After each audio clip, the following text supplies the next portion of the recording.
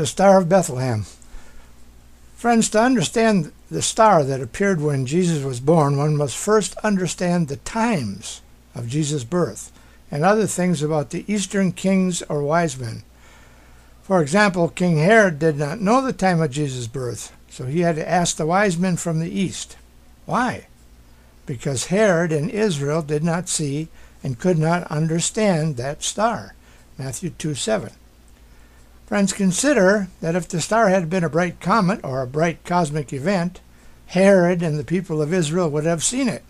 Instead, that star was hidden from those who were not schooled in astrology, but was revealed to those schooled in the ways of the East. Another thing to consider is that the wise men first saw the star in the east, but then, since Bethlehem is near Jerusalem, and it is west of the Mesopotamian river valley where the wise men came from, the wise men would have to follow the star they saw in the east west. How can that be? It not only can be, but that is exactly what happened, as this presentation will suggest to you. Now, Matthew 2, verses 1 through 7 says, Then Herod, when he had privily called the wise men, inquired of them diligently what time the star appeared. Now we begin our quest in ancient Babylon in July of the year 2 BC at the rising of the sun. Remember, there is no 0 BC, so it goes from 1 BC to 180. So Jesus couldn't have been born in 0. He had to be born either in 1 BC or 180. So keep that in mind. So in the year 2 BC, the wise men of the East were treated to a spectacular sight, a full central annular eclipse of the sun. And here are the coordinates, if anybody wants to look it up. The Julian date is 1720-903.65-9854 year. Technical, it would be 1 BC. This would be July 31st, Universal Time, 3 hours and 34 minutes. And it was a central total annular eclipse. That's what the wise men saw. So now that's where we begin our quest for the star in Baghdad, which is the old city of Babylon, looking east by northeast just before the eclipse.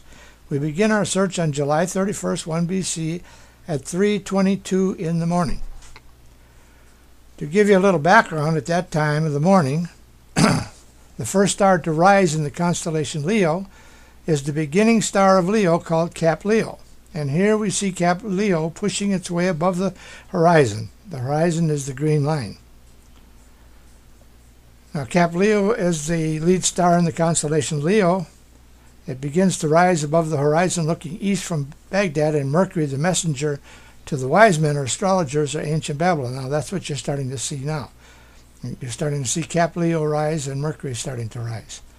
Now, this is important, friends, because that constellation Leo is the lion, and Christ is the Lion of Judah. And Judah itself is represented by a lion and has a lion on its standard. The constellation Leo will prove to be connected to the Star of Bethlehem. Remember, the wise men of the East knew that a king would be born to the Jews. The unusual events surrounding Leo, the sun, moon, and Mercury alerted those wise men that a king would be born to Israel, or Judah. This rising of Cap Leo was followed soon after by dazzling Mercury at 4:46. Next over the horizon came brightly shining Regulus, the royal star. Moonrise came at 5:09, followed by sunrise 5:10. 1 hour and 24 minutes later, the moon eclipsed the sun in the constellation Leo. Something was definitely up. Now that the attention of the wise men was firmly upon the heavens, the next event to take place was the message of Mercury. For the next 15 days, Mercury, together with the constellation Leo, would rise higher and higher each morning. Mercury rose to incredible heights for a planet so close to the sun. The diagram does not show this because the constellation Leo was also rising, and what appears to be the downward path was actually a steady climb to the left. You need to download Sky Globe and see this for yourself because it is beautiful. Up and up it went until it rolled over in a graceful arc. Mercury then eclipsed Regulus, the royal star in Leo. That is how the wise men understood that a king was to be born in Judah. Next, Mercury, on a now downward path, continued its plunge until August the 28th, where it met with the planets Jupiter and Mars in a three-way conjunction on the horizon, just before sunrise. Can you imagine how incredibly bright that conjunction must have been? I believe that this conjunction is the source of the understanding that the star of Bethlehem was a bright conjunction of three planets.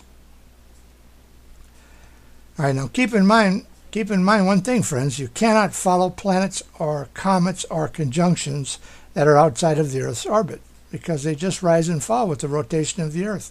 They do not move in relation to the other planets and stars, but very slowly, and they rise in the east and they just go overhead with the rotation of the Earth, and that cannot be followed. They take years and sometimes hundreds of years to change positions relative to the other planets and stars. No one could follow those planets. Do you remember the bright blue comet that came our way back a little bit, called Hale-Bopp? That came for a visit recently. And you remember every night it was in almost the same place, taking a very long time to go away. And since it was up in the sky, how would you follow that? Or anything like that? You can, however, follow Mercury, as you will see. Now, next, Mercury, which had been a morning star in the east, becomes an evening star in the west. And Mercury heads into Virgo the Virgin. And that's how the wise men followed this, because it started as an eastern star, and now it's a western star. So let's now we'll go down and see. Okay, Mercury comes out now. Mercury entered the Virgin, and Mercury comes out of the Virgin in September on a course straight for Libra, the house of justice. Was it on the Feast of Booths, Mangers?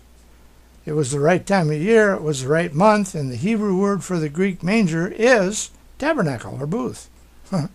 Christ was most likely born in a tabernacle, a temporary shelter where God commanded Israel to remain living for 7 days, Leviticus 23:34. And it may not be coincidence that Mary had to remain in her tabernacle for 7 days, and on the 8th day she took Lord Yeshua to the temple to have him circumcised and to make sacrifice for him and for Mary's uncleanliness. So women, when they had children, were considered unclean until they were cleansed.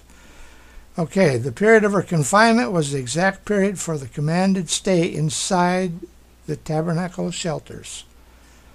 Luke 2:19 through 24. But Mary kept all these things and pondered them in her heart. And the shepherds returned, glorifying and praising God for all the things that they had heard and seen, as it was told unto them. And when 8 days were accomplished for the circumcising of the child, his name was called Jesus, which was so named of the angel before he was conceived in the womb. And when the days of her purification according to the law of Moses were accomplished, they brought him to Jerusalem to present him to the Lord. As it is written in the law of the Lord, every male that openeth the womb shall be called holy to the Lord. And to offer a sacrifice, according to that which is said in the law of the Lord, a pair of turtle doves or 2 young pigeons. Continuing, notice the green line. That's the horizon. See how close Mercury is staying near the Earth, and yet always moving west, southwest, toward Jerusalem, day by day. Mercury then moved out of Libra, the house of justice, and went immediately to the head of Scorpio, which is associated with Satan. So finally it moved into position over what would be the vicinity of Bethlehem and stopped there on the horizon for 7 days. And there it is, my friends. You have just watched as Mercury, the messenger, performed every detail of the biblical account of the Star of Bethlehem. The star was announced by a solar eclipse in Leo. It was then foretold that a king was to be born by Mercury eclipsing the royal star Regulus in that same Leo, Lion constellation. You watched as the messenger shifted from an eastern star to a western one and traveled on the horizon, leading the wise men to Jerusalem. You saw the star as it was sent out of the Virgin and immediately announced that justice had come to earth by the visit to Libra, the house of justice. You witnessed when it symbolically crushed the head of the serpent by entering the scorpion. You were there when the star hovered over Bethlehem for 7 days, and then, its job done, descended under the earth at the time of another eclipse, this time the moon.